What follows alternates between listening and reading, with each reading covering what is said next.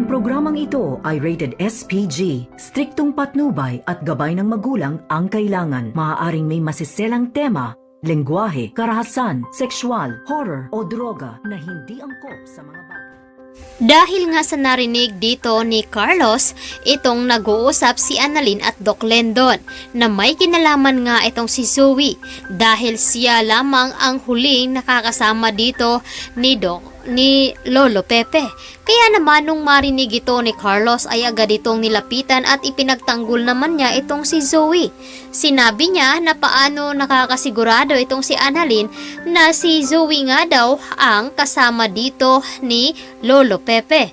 Kaya naman ipinagtataka dito ni Annalyn kung bakit bigla ang ipinagtanggol dito ni Doc Carlos itong si Zoe.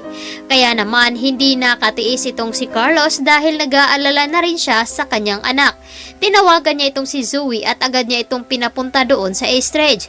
Ngunit dumating naman doon itong si Zoe, agad na tinanong dito ni Carlos kung totoo ba ang sinasabi dito ni Annalyn.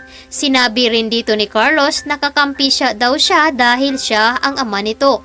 Kaya naman napaisip itong si Zoe na kailangan niyang sabihin ang totoo dito sa kanyang ama upang matulungan siya nito kung ano man ang mangyari. At dahil dito inamin nga dito ni Zoe na may kinalaman nga sila dito ni Moira. At naikwento na rin dito kaya naman ginawa dahil nga nagpa-DNA nga itong si Don Pepe at nalaman dito na hindi siya nito tunay na apo. Kaya naman gagawin lahat dito ni Carlos upang maprotektahan ang kanyang anak. Samantalang ito namang si Lynette ay agad kumukuha ng dessert doon sa kusina. At itong si Doktora Enriquez ay tinulungan naman niya itong si Lynette. Tila na nagtataka si Doktora Enriquez dahil iba nga ang mood dito ni Lynette. Kinausap niya ito at sinabi dito ang tungkol nga doon sa hinihiling dito ni Carlos na gusto nang magkaroon ng anak. Ngunit umayaw naman itong si Lynette dahil nga ay matanda na daw siya at sapat na sa kanya itong si Annalyn. Kaya naman inadvisean dito ni Doktora Enriquez na hindi naman daw pag-aari ni Carlos ang kanyang katawan at siya nga dito ang magbubuntis at magdadala sa bata. Kaya naman sinabi dito ni Lynette na bahala na kung ano nga daw ang kanilang mapag-usapan dito ni Carlos.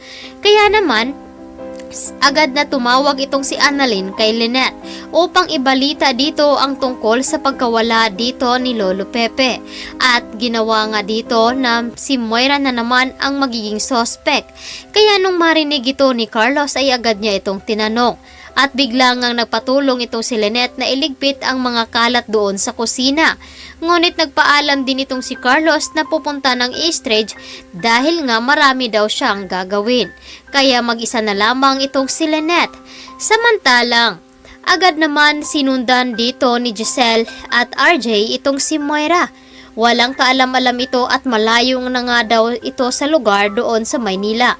Nasa province na nga sila at agad naman kumontak itong si Giselle upang sumunod ang mga pulis. At dahil dito ay nagtataka at natakot itong si Giselle na baka kung ano nga ang ginawa nila kay Don Pepe.